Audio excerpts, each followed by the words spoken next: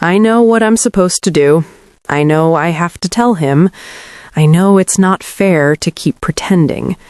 He deserves someone who loves him the way he should be loved. And I deserve to not feel guilty every time he looks at me like everything's fine. But knowing that doesn't make it easier. Because breaking up doesn't just mean ending the relationship.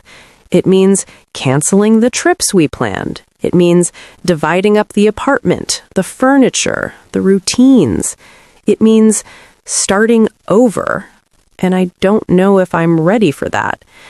Sometimes I wonder if I'm wrong, if maybe this is just what long-term relationships feel like after a while, if maybe love is supposed to be quiet, steady, less intense, if maybe I'm expecting something that doesn't exist.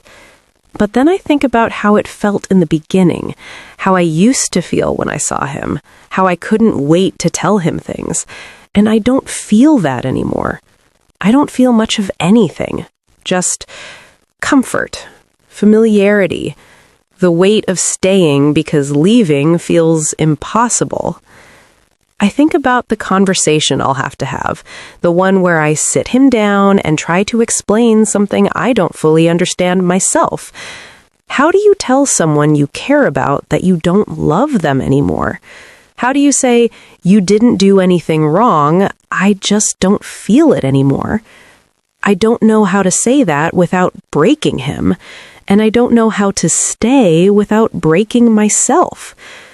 But I know I can't keep living like this.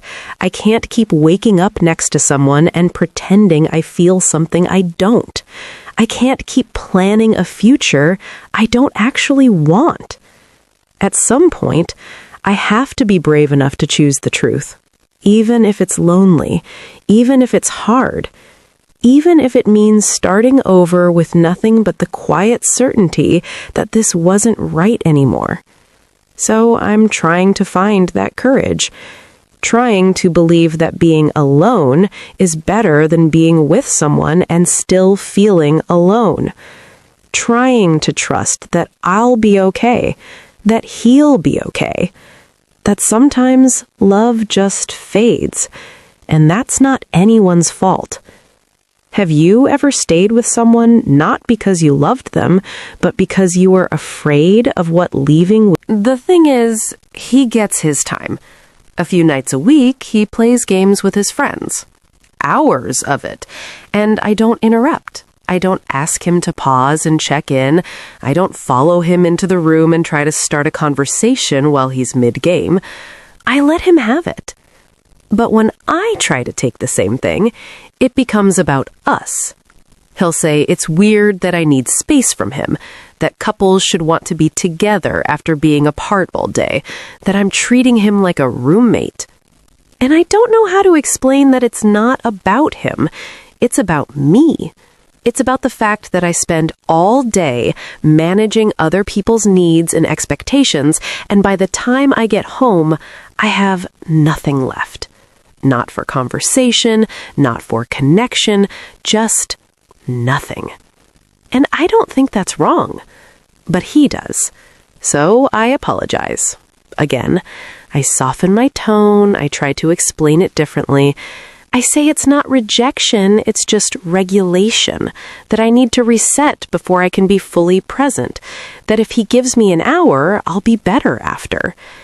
And he'll nod. He'll say he understands. But the next day, it happens again. I've started wondering if the problem isn't the request, it's that I'm asking at all.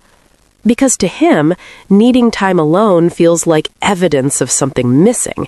Like if we were really connected, I wouldn't need the distance. Like love is supposed to mean always wanting to be near each other. And maybe that's true for him, but it's not true for me. I don't stop loving someone when I need silence. I don't detach when I close the door for an hour. I'm not pulling away. I'm just trying to stay intact. But explaining that feels impossible, because every time I try, it turns into a bigger conversation about us, about whether I'm happy, about whether something's changed, and I end up defending something that shouldn't need defending. I just want to sit in a quiet room and not be questioned for it. I've thought about setting a clearer boundary, saying, I'm taking 60 minutes, please don't come in unless it's urgent. But I don't know if that makes it better or worse, if it gives him something concrete to respect, or if it just becomes another thing he resents. Because that's what this is starting to feel like. Resentment. Not the loud kind, the slow kind. The kind that builds when someone keeps score of how much space you take up, when your needs become inconveniences, when you start apologizing for things that don't require an apology. I don't think he's doing it on purpose. I think he genuinely doesn't understand. I think when I retreat, it feels like abandonment to him, and I don't know how to make him see that it's the opposite, that I retreat so I don't disappear. But I'm starting to wonder if that distinction even matters, because regardless of why I need it, he doesn't want me to, and I can't keep negotiating for something as basic as an hour of silence in my own home. So now I'm stuck between feeling guilty for needing space and feeling suffocated for not getting it, between explaining myself over and over and just giving up and pretending I'm fine. And I don't know which one is worse.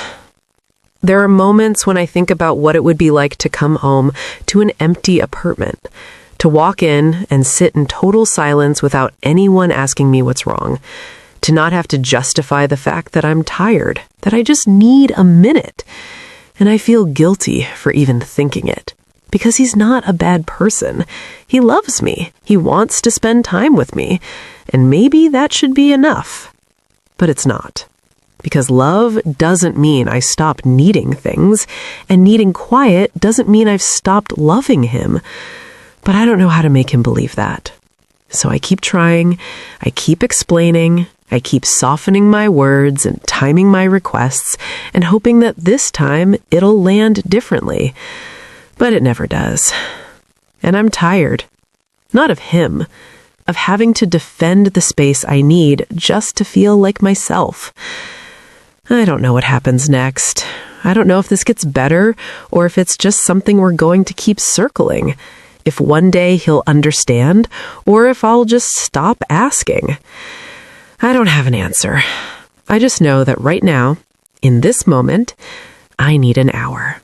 And I shouldn't have to beg for it.